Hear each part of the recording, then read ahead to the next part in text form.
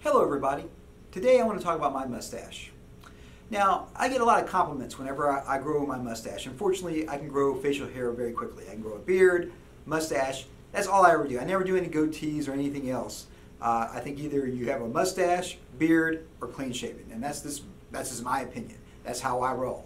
And so it's really cool to get some compliments for wearing your mustache and whatnot like that.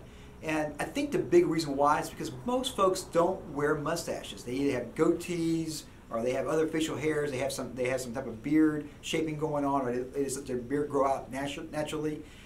Pretty much the decade of mustaches was in the 70s for the most part. Obviously there was folks that wore mustaches before that and after that. But basically a mustache kind of like this was kind of more in fashion in the 70s. So it is a little bit more rare now. Today, you see folks with goatees, you see that all the time. You see folks with beards, in the 50s and 40s. For the most part, most people were clean shaven. And then you go back further, like in the 30s and mid 40s and 20s, folks had mustaches that were trimmed pretty well. And apparently, in the military, back in the old days, like in the 1800s and 1700s, whatever, that the more facial hair you had, the higher rank you were. So if you were a general, like General Grant, you could have a full beard.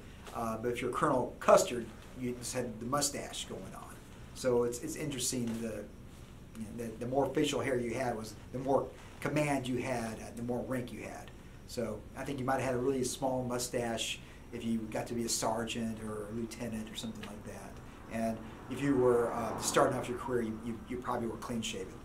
So anyways, it's kind of interesting the history of facial hair. And thank you for all the great compliments for the mustache. If it goes away, don't worry.